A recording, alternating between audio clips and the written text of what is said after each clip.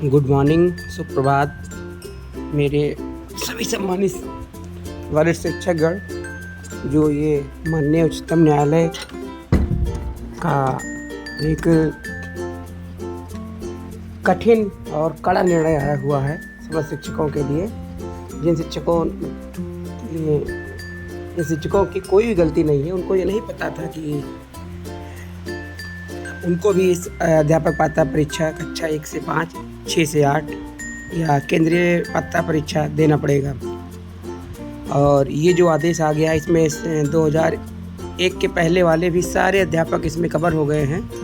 और ये माननीय सुप्रीम कोर्ट ने एक बार 4 साल का एक्सटेंशन दिया, एक बार 5 साल का दिया, 9 साल का दिया। फिर भी सुप्रीम कोर्ट ने अपनी 142 पावर का यूज करते हुए 2 साल का और मौका दिया है।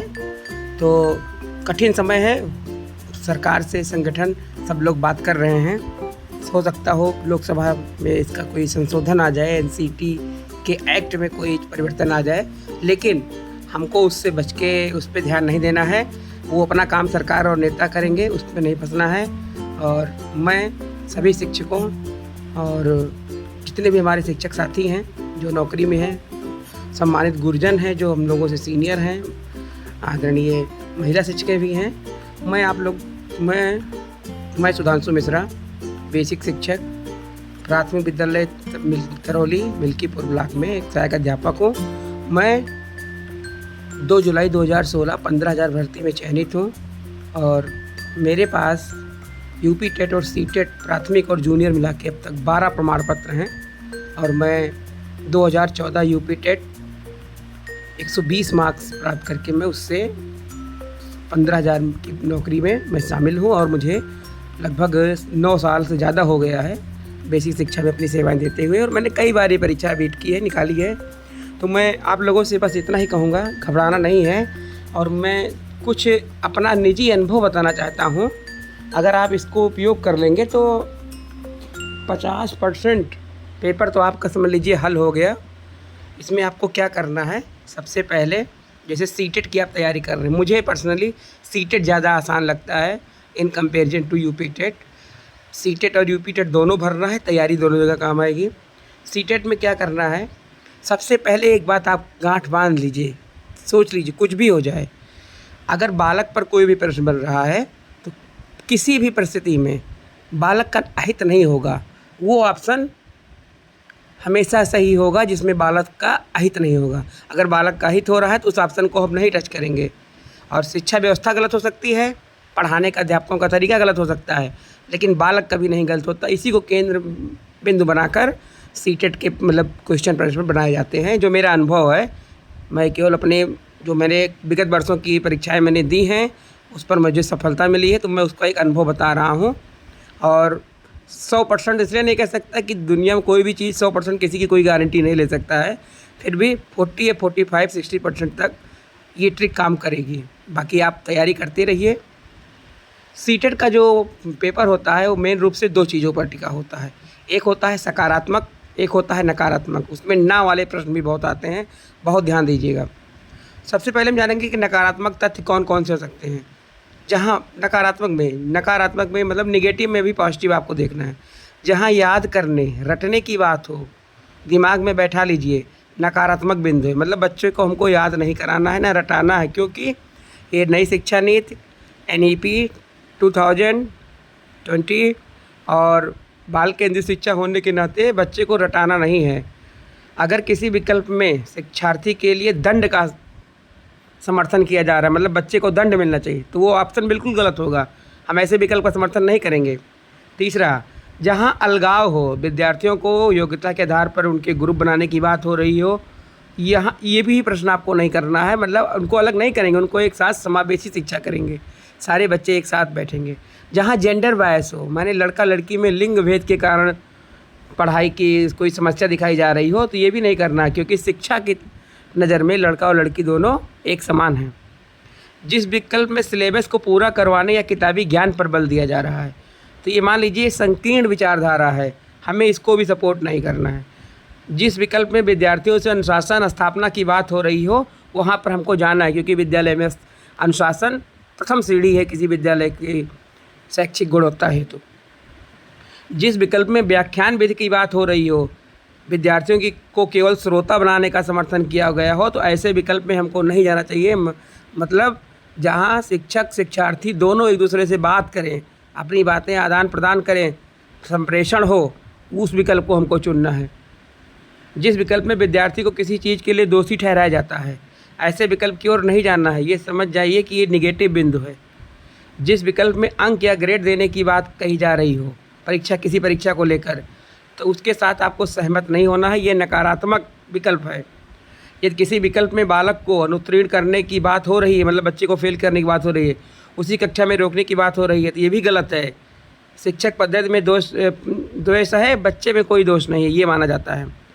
और ये अगर आपको वीडियो हम लोग बहुत मेहनत से बनाते हैं और अपने शिक्षक समाज के लिए बनाया है कि आप लोगों का हौसला बढ़े, और कोई कठिन चीज़ नहीं है। जब भी मानो जब जोर लगाता है पत्थर पानी बन जाता है। कोशिश करने वालों की कभी हार नहीं होती, लहरों के डर से नौका पार नहीं होती। आप लोग शिक्षक हैं, आप लोग ज़रूर इसको पास कर ले जाएंगे। बस कुछ बातों का ध्यान रखिएगा। और ये वीडियो अगर आपको अच्छा लग रहा हो, इसको सभी ग्रुपों में शेयर करिए। और ये एक सपोर्टिव वीडियो है हमारे गुरुजनों के लिए। मैं उन्हीं को इसको डेडिकेट करता हूँ, to all my elders teachers, और मेरे सभी गुरुजनों जो थोड़ा सा विचलित हो गए हैं, लेकिन विचलित नहीं होना है। और इस तरह की अगर आपको और भी वीडियो चाहिए सीटेट टेट से संबंधित, तो आप इसको सब्सक्राइब करिए, कमेंट में लिखिए कि आपको इस तरह की वीडियो चाहिए। अब हम बात करते हैं सकारात्मक तथ्यों की, जहाँ पॉजिटिव की बातें हों, जहाँ विद्यार्थियों को अधिक अवसर दिए जा रहे हैं, विकल्प सही माना जाएगा। जहाँ बहुभाषिकता पर बल दिया जा रहा हो, मैंने मल्टी लैंग्वेज टीचिंग मेथड, वो भी सही रहेगा। करके सीखना सबसे बेस्ट तरीका होता है, इसको भी हम इस ऑप्शन के साथ भी जाएंगे। जहाँ विद्यार्थियों को कोई कार्य करने है स्वतंत्रता दी जा रही हो, मैंने उनको पूरी इंडिपेंडेंस हो, बिल्कुल सही ऑप्शन है, यहाँ पे जाना है। जहाँ सभी विद्यार्थियों के समावेशी की बात की जा रही, माने सारे बच्चे एक साथ, मतलब कम अल्प बुद्धिलब्ध, मध्य बुद्धिलब्ध और उच्च बुद्धिलब्ध वाले बच्चे एक साथ जहाँ पढ़ रहे हों, जहाँ कुछ शारीरिक रूप से कुछ दिव्यांग बच्चे भी हो, लेकिन सबको अगर एक साथ पढ़ाया जा रहा है तो उसको समावेशी शिक्षा कहते हैं। सबको एक में समा लेना।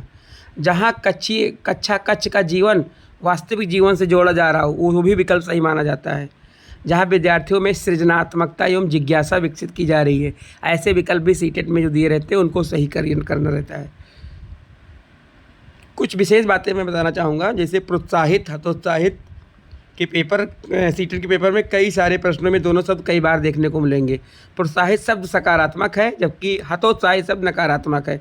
बस आपको ध्यान ही रखना है कि किस अर्थ में प्रयुक्त हो रहा है। जैसे या तो सही चीज़ को प्रोत्साहित किया जा रहा होगा या सही चीज़ को हतोत्साहित किया जा रहा होगा। गलत बात को प्रोत्साहित किया जा रहा होगा या गलत बात को हतोत्साहित किया जा रहा होगा, इसका ध्यान रखना है।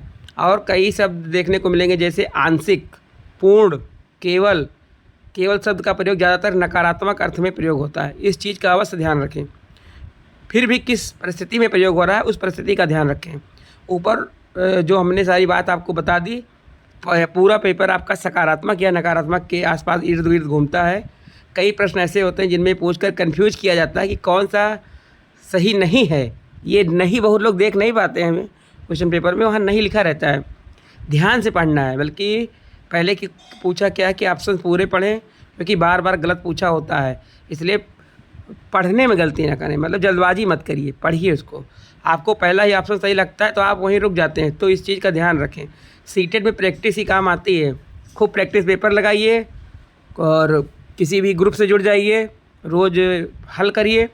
आपका सकारात्मक सोच एवं आपका कॉमन सेंस परीक्षा में आपको सफलता दिला सकेगा। ऊपर लिखी बातों का अवश्य ध्यान रखें। अधिकतर पेपर इन्हीं बिंदुओं के आसपास बनते हैं। साथ में हर टीचिंग एग्ज़ाम में ये तथ्य आपके काम आएंगे। और अपने स्तर से भी तैयारी करते रहिए। बहुत कठिन नहीं है सीटेट की डगर, यूपी टेट की डगर।